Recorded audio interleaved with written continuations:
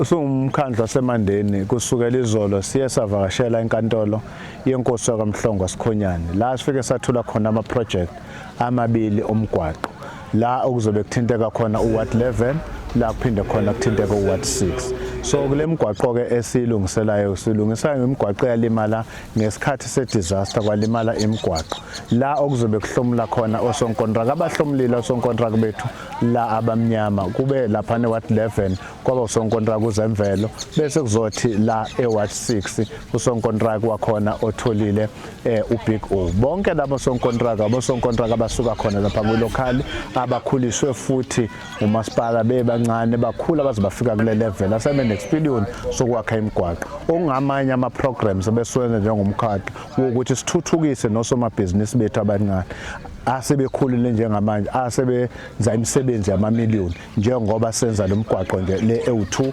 ehlanganisa uWard 11 noWard 6 bazokhona ke abazohlomula ke ngomsebenzi ozobe ngowesikhashana ongamatoho kuzobe kuyilabor kanjalo sobe siqashe nabo CLO.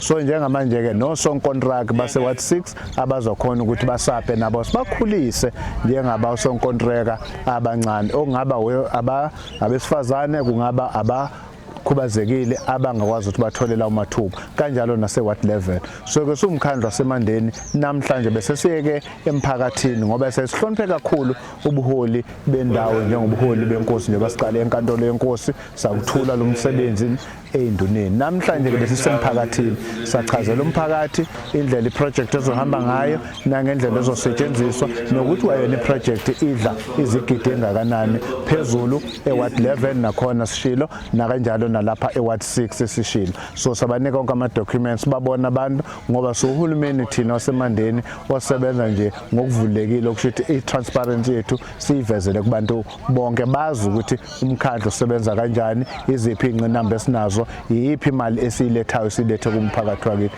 Lapha nje wadini osonkontraka u15% uzobuswala kumasapho azobe ela kule ndawo yala eWard 6 kanjalo naseWard 11 nabo ukuze bakhulu. So namhlanje ke sivubele kanjalo intuthuko endaweni yenkosi uMhlongo kuWard 6 noWard 11 la besithula khona ama project omgwaqo.